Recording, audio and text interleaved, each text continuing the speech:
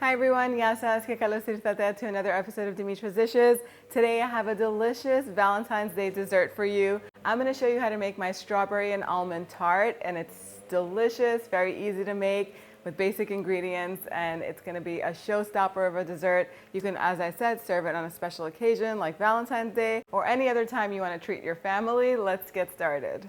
Okay, we're going to begin by making the frangipane, which is the almond filling, by adding 2 sticks of unsalted butter that's been either soft or melted to a large bowl, a cup of granulated sugar, 4 eggs, 4 teaspoons of almond extract, 2 teaspoons of pure vanilla extract. Whisk that all together a little bit so everything is combined and smooth, and then we'll add 3 cups of almond flour and the zest of 1 or 2 lemons. We're gonna mix this all up until a thick, delicious almond paste is made.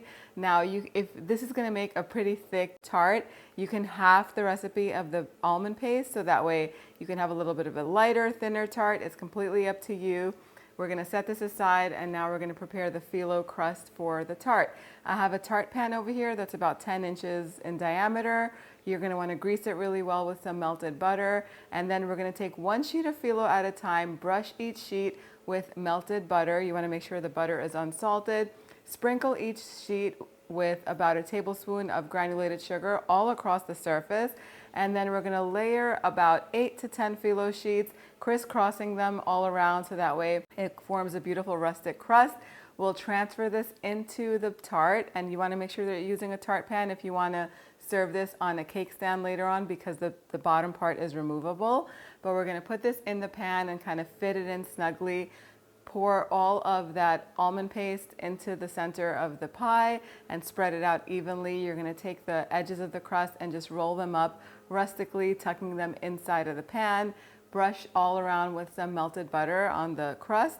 And then this is going to go into the oven that's preheated at 350 degrees Fahrenheit. It's gonna bake for about 50 minutes or until the filling has completely set. It's gonna be beautiful and golden, and once it comes out of the oven, you wanna make sure that it cools completely. So let it sit at room temperature for about an hour or an hour and a half, and then carefully transfer it to your serving platter, your cake stand, whatever you're serving this on. You could even do this on a cutting board if you like. And now we're gonna decorate it with strawberries. So I'm just gonna cut the green parts of the strawberries off and then slice them up in half. The really big ones I can slice into 3 portions. I'll just arrange them over the frangipane, and then I like to glaze these with an apricot glaze. So I just take some apricot jam. If you don't have apricot jam, you can use a strawberry jam too if you like. I just like the way the apricot goes with the strawberry. And add it to a little pot with a little bit of water. So if you're using 2 tablespoons of jam, you can use 1 to 2 tablespoons of water. Cook this over medium heat until it melts, and then just brush the strawberries with the apricot glaze. You can garnish the tart with some toasted sliced almonds, and it's ready to serve.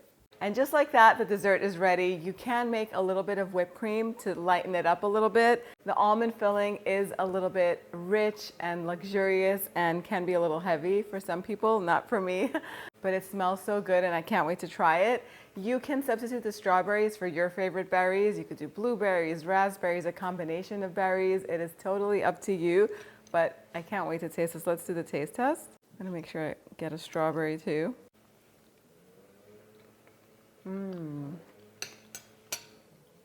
Such a good combination. The strawberry is nice and light. The almond filling is rich and dense and just full of almond flavor. So good. Let's get the phyllo crust. Hear how crispy it is? Flaky, buttery, sweet, such a delicious combination. I was also thinking of doing a galactopureko version, which is a Greek custard filling instead of the almond. Let me know if you want me to show you how I do that in the comment section down below. I hope you guys give this recipe a try. If you want to print it out, it's on the website, dimitrasdishes.com. Let me know what you think in the comment section down below, and I'll be back here next time with another delicious recipe for you. Yes,